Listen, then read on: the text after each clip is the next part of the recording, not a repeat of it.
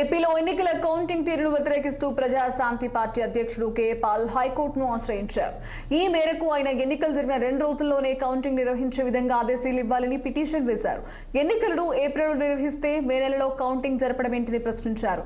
హైకోర్టులో పిటిషన్ దాఖలు చేసిన అనంతరం మార్గ మధ్యంలో చంద్రబాబు నివాసం వద్ద కె పాల్ మాట్లాడారు. గత అనుభవాలను దృష్టిలో ఉంచుకుని ఎన్నికలు జరిగిన వెంటనే ఓట్ల లెక్కింపు 2-3 రోజుల్లో జరిపించాలని ఆయన కోర్టును కోరారు.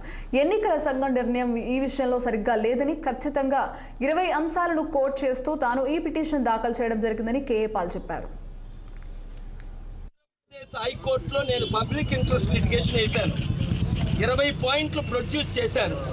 ఎలక్షన్ ఏప్రిల్ అయి మేలో కౌంటింగ్ అయితే ఈవీఎంలు ఇప్పటికే 2010లో డిప్యూటీ కలెక్టర్ కంప్లైంట్ చేశారు 4000 ఈవీఎంలు దొరకలేదని.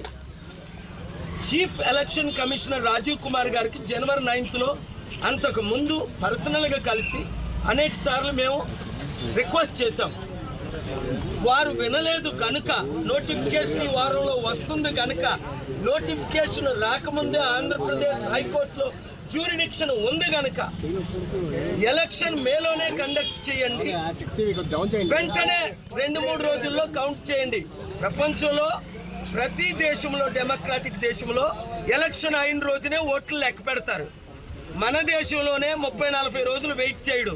ఆ దరిద్రం మనకొద్దు అని లీగల్ గా సుప్రీంకోర్టు సైటేషన్స్ ఫైల్ చేశాను.